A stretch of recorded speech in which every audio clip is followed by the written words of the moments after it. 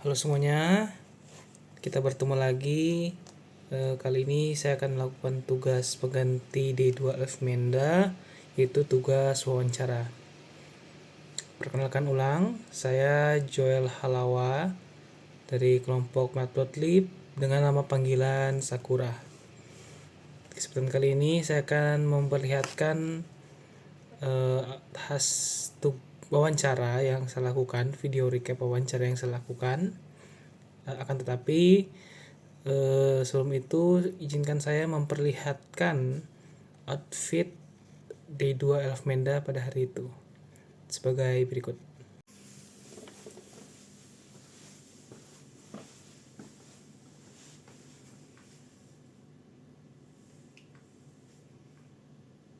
Halo semuanya, di sesi kali ini saya akan memperlihatkan atribut ospek Elf Menda D2 sesuai ketentuannya tentunya.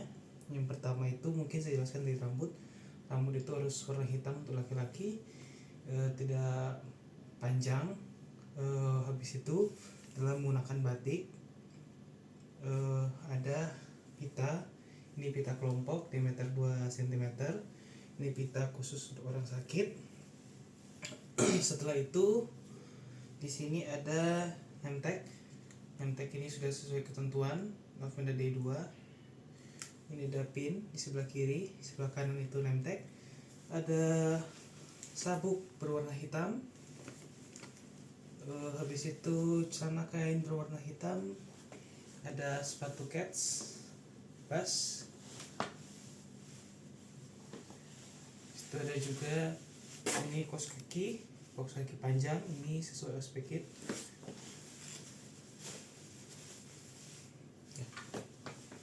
Kurang lebih sama dengan Elf Menda D1. Terima kasih.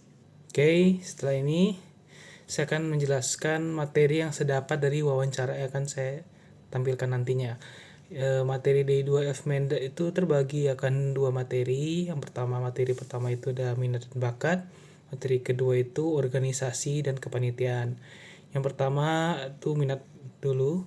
Minat itu adalah segala sesuatu yang berkaitan dengan diri kita. Lebih ke apa yang membuat kita tertarik, kesukaan kita terhadap suatu hal. Nah, minat ini dapat kita kembangkan juga atau juga dapat berubah seiring berjalannya waktu. Nah, berikutnya adalah bakat. Bakat itu adalah kemampuan atau kelebihan yang seseorang miliki dalam dirinya. Jadi bakat ini sudah ada dalam diri kita masing-masing. Nah, bakat ini juga dapat diasah, dapat dikembangkan, namun dia sifatnya tak dapat berubah. Habis itu ada organisasi dan kepanitiaan. Nah, organisasi dan kepanitiaan itu ada yang pertama organisasi. Nah, organisasi sendiri itu merupakan sekelompok atau merupakan kelompok orang yang dibentuk untuk menampung aspirasi. Ya, misalnya aspirasinya itu saya misalnya dari lingkungan kampus, prodi dan lain sebagainya. Itu agar aspirasi ini nanti bukan hanya sekedar ditampung, tapi aspirasi ini dapat diselesaikan atau dicarikan solusinya dalam organisasi tersebut.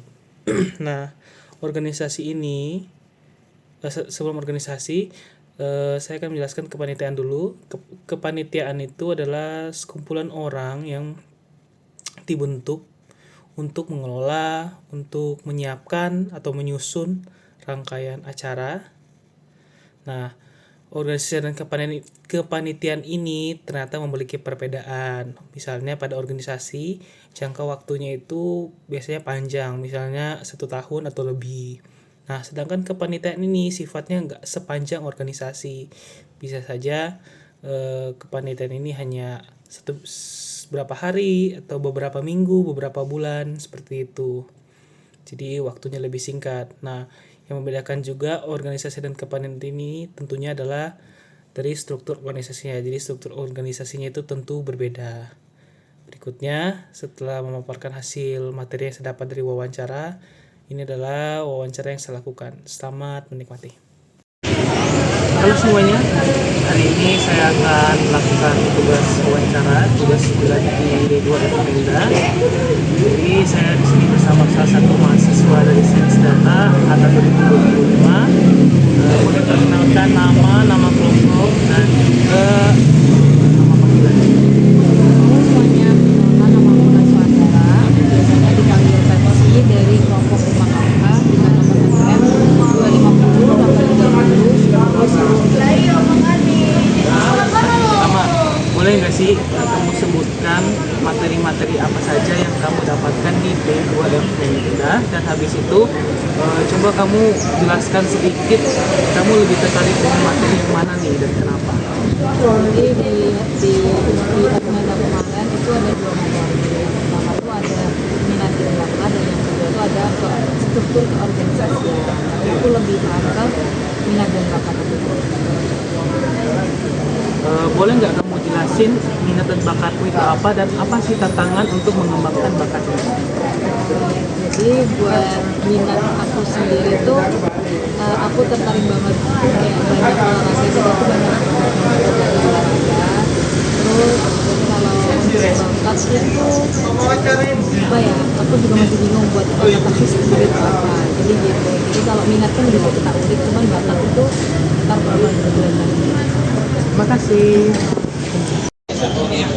Halo semua, hari ini saya berkesempatan untuk mewawancarai salah satu anggota dari mahasiswa Sains Data angkatan 2025. Hari ini saya ingin bertanya, salah satu teman kita itu bilang ada materi yaitu minat dan bakat. Nah, boleh nggak kamu jelasin minat dan bakat itu apa sih? Nah, terutama yang berdasarkan FMEDA D2 kemarin ya. Habis itu di minat dan bakat ini apa sih yang perbedaannya? Itu tuh pertanyaan kedua. Oke, untuk kemarin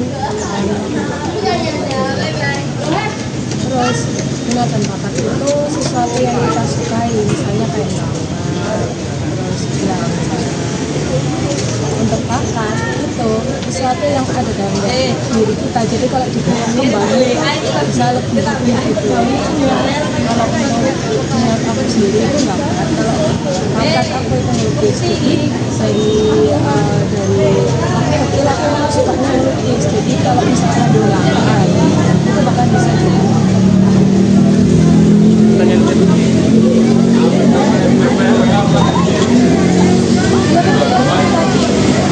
itu dari sesuatu yang kita sukai, jadi kita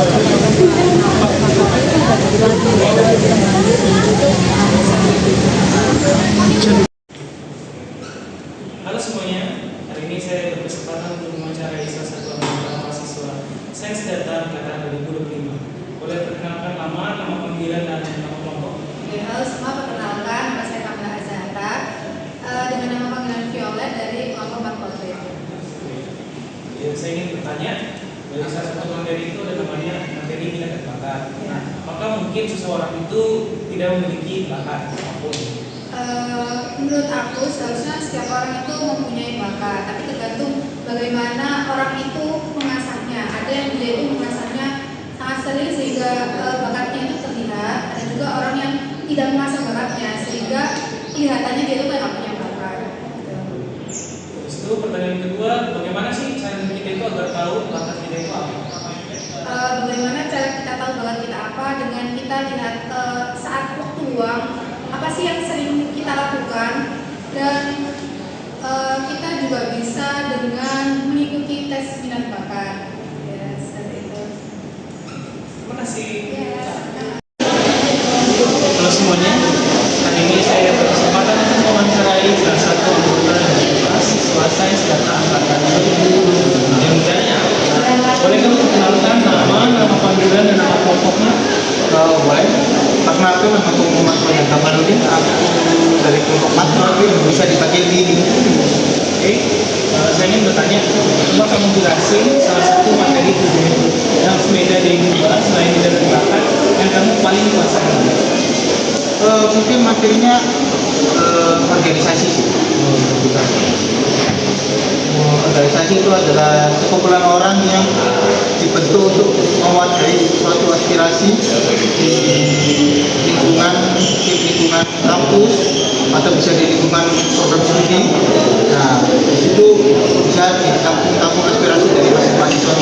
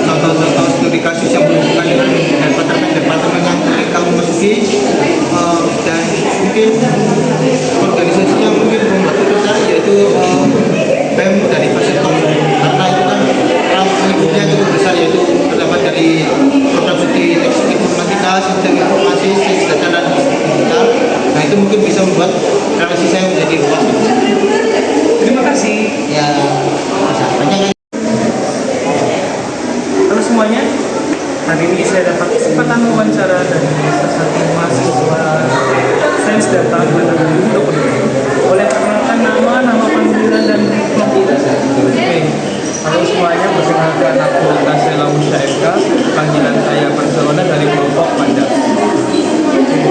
Saya ingin bertanya, dari materi sebelumnya teman kita sempat menyinggung masalah organisasi dan kepanitiaan, namun dia belum menjelaskan tentang kepanitiaan. Nah, pertanyaan saya pertama, organisasi dan kepanitiaan itu sama atau tidak, dan mana yang berbeda? Oke, untuk organisasi dan kepanitiaan itu memiliki beberapa perbedaan. Contohnya yang pertama itu adalah dari jangka waktunya, di mana kepanitiaan sendiri biasanya lebih singkat daripada organisasi yang mungkin bisa memakan waktu tahunan. Kalau kepanitiaan itu sebenarnya tergantung acaranya, bisa cuma 1 minggu atau bahkan berbulan-bulan. Terus yang kedua itu dari strukturnya, mungkin ada beberapa perbedaan. Terus juga itu ada beberapa perbedaan dari keduanya. Lebih mana organisasi atau kepanitiaan? Kalau menurut aku sih keduanya sama-sama penting ya, karena kan mereka berdua itu juga punya plus-minusnya dan sama-sama bermanfaat juga buat kembangin soft skill, kembangin hard skill, tentu juga bisa nambah relasi juga. Pertanyaan kedua, dari D1 sampai D2, apakah materi kepanitiaan dan organisasi ini perlu materi D1? Oke, tentunya perlu karena terutama di D1 itu membahas tentang stress management. Nah, misalkan kita ikut organisasi atau kepanitiaan, tentunya jadwal kita itu akan makin banyak. Akan mungkin tabrakan dengan jadwal kuliah, atau ada rapat kepanitiaan dan organisasi. Nah, stress management ini kita perlukan buat bagaimana cara kita untuk mengatasi nih kecapean atau stres karena kebanyakan jadwal ini.